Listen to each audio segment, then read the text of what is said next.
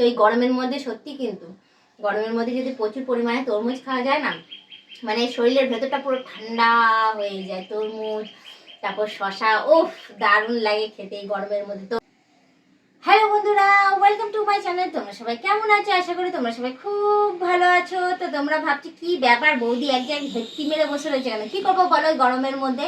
কোথায় যাবো এই গরমে? দেখছো মানে এত ঠাটা পোড়া রোদ, মানে কেউ মানে বুঝতে পারবে না। আমার একদমই ধারণার বাইরে যে মানে হঠাৎ করে এপ্রিল মাসে এরকম ধরনের গরম। ওরে বাবা, মানে মারাত্মক সাংঘাতিক গরম। তো যাই হোক, আমি ছাদে চলে এসেছি, নিচে আমি পারিনি বলে কিছু করতে, যেহেতু আমি তোমাদের সাথে গল্প করব, কিছু খাবো। তো এই তরমুজটা বেশ বড় সড়ো তরমুজ, কালকেই তোমাদের দাদা কিনে নিয়ে এসেছিলো।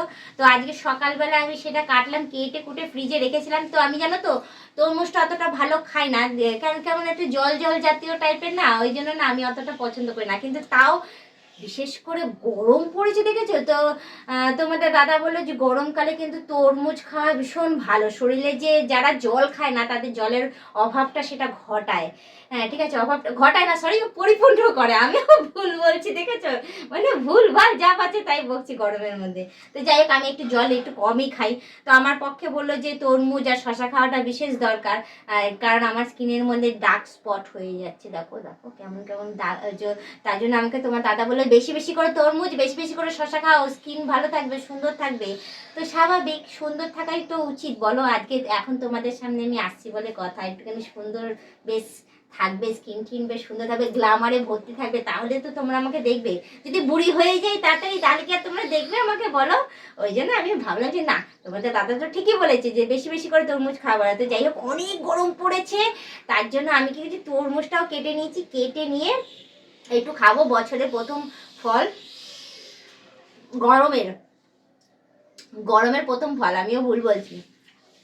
তো যাই হোক, তরমুজটা দেখতে একটু সাদাটা হলে কি হবে, কিন্তু মিষ্টি আছে, মিষ্টিও আছে, স্বাদও আছে, ভালো খেতেও।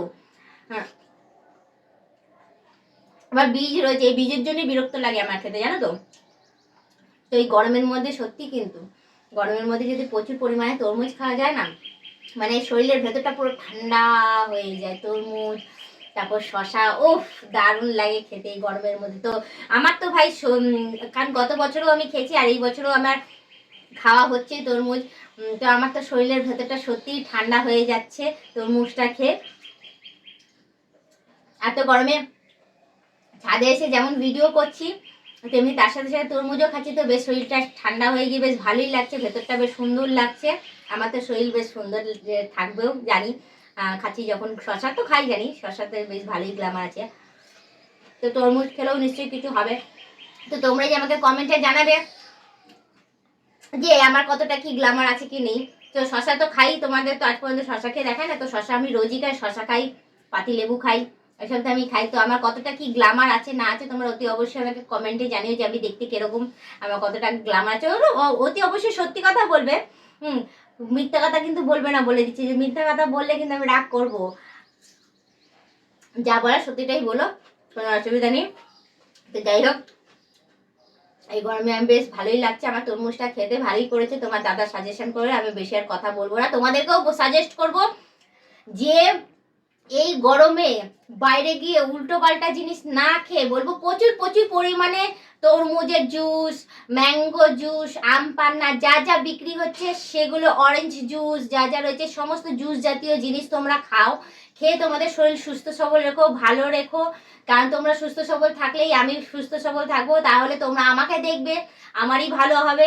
আমি সেটাই সাজেস্ট করবো যে প্রচুর প্রচুর পরিমাণে তরমুজ, শশা, জুস জাতীয় জিনিস খাওয়ার কথা বাড়াবো না আমি। আরেক কামড় দিয়ে নিই, দিয়ে মুখটাকে একটু ঠান্ডা করে নিলাম। তো আজকের মতো এতটাই থাক, আবার অন্যদিন অন্য কোনো সময় এই খাওয়ার ভিডিও নিয়ে এবং ব্লগ ভিডিও নিয়ে তোমাদের কাছে আমি হাজির হয়ে যাবো। আজকের মতো টাটা, বাই বাই, সুস্থ থেকো, এভাবেই আমাকে দেখতে থাকো।